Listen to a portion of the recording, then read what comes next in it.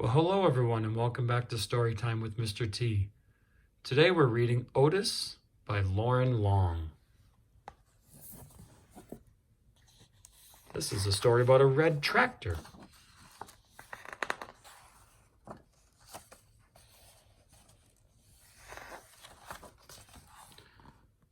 There was once a friendly little tractor. His name was Otis, and every day Otis and his farmer worked together taking care of the farm they called home. Otis liked to work.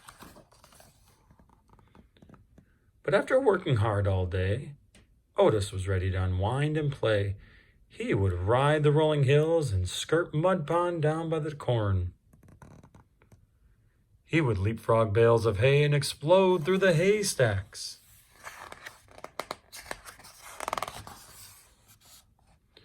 On occasion, he would chase a rabbit or play ring around the rosy with the ducks, to the sound of his steady putt-puff puttity-chuff. And sometimes, at the end of the day, he would just sit under the apple tree and watch the farm below. Every night, tired but happy, Otis would puff into the little stall in the barn. That was all his. One night, when Otis was fast asleep, the farmer brought a beautiful baby calf into the barn.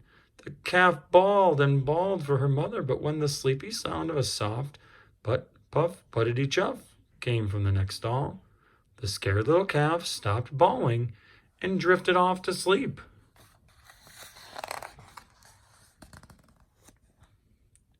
From that day on, the calf started following the little tractor wherever he went. Puff puttity chuff, she followed him over the rolling hills and down by Mud Pond. She was right behind him, leapfrogging bales of hay. And the calf made their games of ring around the rosy all the better. Sometimes at the end of the day, the two of them would just sit together under the apple tree and watch the farm below. Otis loved his little calf, and the little calf loved Otis.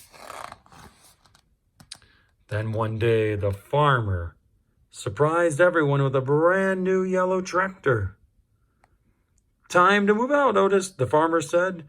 He took Otis out of this little stall in the barn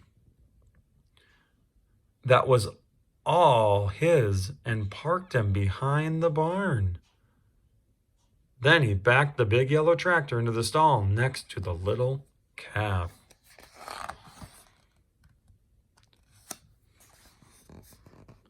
But the little calf didn't like the big yellow tractor. He had a deep rumbling snore and shook the stall when he slept. There was no one to purr the little calf gently to sleep, no one to spend her days with. And Otis could not even see his farm. As the weeds began to cover his tires, his friend often sat with him, but she could not get him to play like the old days.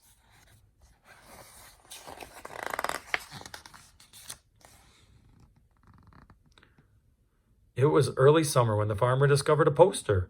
"Who has the prettiest calf in the land? Judges will decide at the county fair and award a fancy blue ribbon to the winner." The farmer knew the answer. He would show the little calf, but on the morning of the fair, the little calf was nowhere to be found. She had wandered down to Mud Pond by the cornfield to cool off. When she waded into the muddy water, her feet sank. With every step, she sank deeper and deeper and deeper. Little calf was stuck in Mud Pond.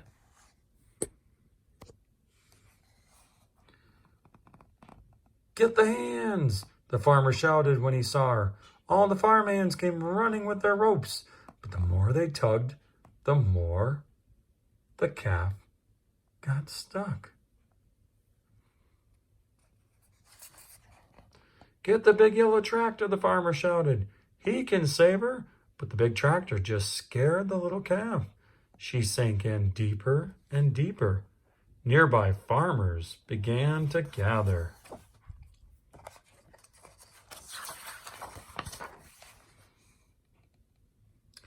"Then call Fire Chief Douglas and the fire truck," the farmer shouted. "They can save our little calf." But the sight of the big red fire truck startled the little calf and even deeper.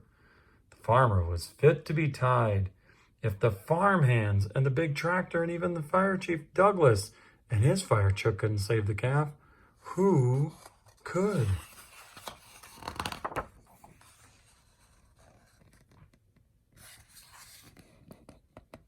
Suddenly, the little calf's ears perked up.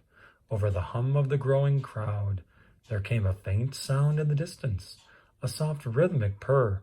Put, puff, puttity chuff, put, puff, puttity chuff. The crowd turned and looked.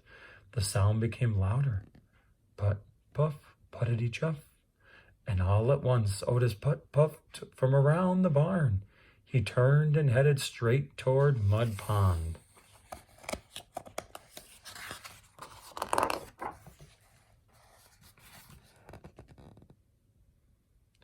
Otis puffed down the rolling hill and pulled right up next to the muddy water's edge. The calf heard her friend's puttering purr and bawled. It was something like a hello. Then, to the sound of the gentle chuff and the amazement of all the people in the crowd, Otis slowly began to circle the pond.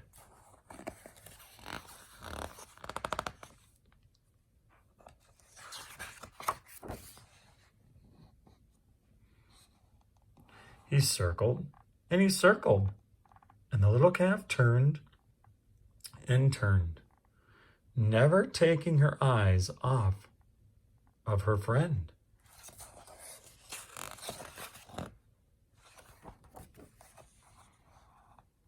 With each ring Otis made around Mud Pond, the muddy grip loosened until the calf was able to stumble out of the pond on her own. The two friends had found each other again.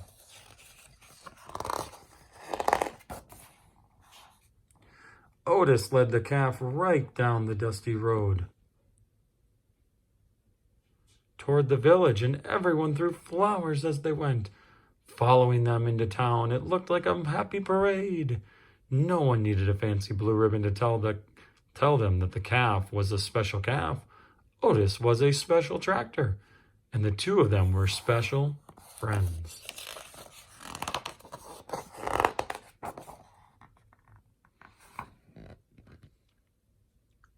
From that day on, the farmer discovered that with Otis's puttering purr beside the chicken coop, the chickens laid more eggs.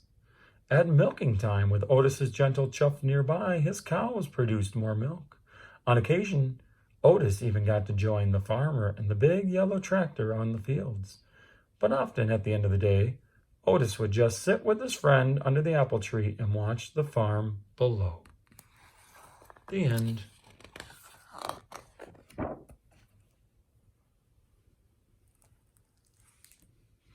Thanks, and have a wonderful day.